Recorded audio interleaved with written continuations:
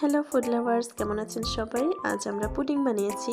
আপনারাও যারা নতুন আছেন আমাদের মতো, তারাও খুব সহজে এটা এমন কিছু ট্রাই করতে পারেন।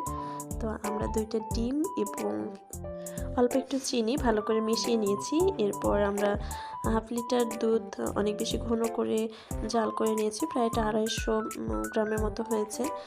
দেন আমরা 2-4 চামচ চিনি ক্যারামেল করে একটা বাটিতে ঢেলে নিয়েছি এবং দুধ ডিমের যে মিক্সারটা ছিল সেটা একটা ছাঁকনির সাহায্যে ছেঁকে ক্যারামেলের বাটিতে দিয়ে দিব। যেহেতু পুডিংয়ে ভ্যানিলা এসেন্স দিতে হয়, তার পরিবর্তে আমরা তেজপাতা ও এলাচ দিয়েছি। এটাতে স্মেলটাও অনেক সুন্দর হয়। আমরা আস্ত এলাচ এবং তেজপাতা ইউজ করেছি, যাতে করে এটা পরবর্তীতে আমরা তুলে ফেলে দিতে পারি। তো আমরা এটা যখন পুডিং হয়ে যাবে তখন তুলে ফেলেও দিব। তো এরপর আমরা একটা প্যানে অল্প একটু পানি দিয়ে একটা স্ট্যান্ড বসিয়ে দিয়েছি এবং এটার উপরে বাটিটা বসিয়ে দিব। তো আমরা যখন বাটিটা বসাচ্ছিলাম, দুর্ভাগ্যবশত আমাদের এই কড়াইয়ে ঢাকনাটা মিলছিল না কড়াইয়ের সাথে। তো আমরা পরবর্তীতে সিদ্ধান্ত নিই যে এখান থেকে চেঞ্জ করে আমরা রাইস কুকারে দেব।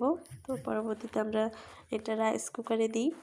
রাইস কুকারে দেওয়ার পরে আমরা প্রায় 25 থেকে 30 মিনিট জাল করি। তো জাল করার পরে আমাদের পুডিংটা পারফেক্টলি হয়ে যায়। তো বিশেষ করে যারা মেসে থাকেন তারাও কিন্তু চাইলে খুব সহজেই এইভাবে রাইস কুকারেই বানিয়ে ফেলতে পারবেন। আমরা যে আস্ত তেজপাতা দিয়েছিলাম সেটা তুলে ফেলে দিব এবং একটা প্লেটে সার্ভ করে নিব। তো নতুনরাও চাইলে খুব সহজেই কিন্তু এইভাবে বানাতে পারেন soft and creamy caramel pudding. তো আজকের ভিডিও এই পর্যন্তই। সবাই ভালো থাকবেন, সুস্থ থাকবেন এবং দোয়া করবেন যেন আমরা নতুন নতুন এরকম অনেক ভিডিও আপনাদের সাথে শেয়ার করতে পারি।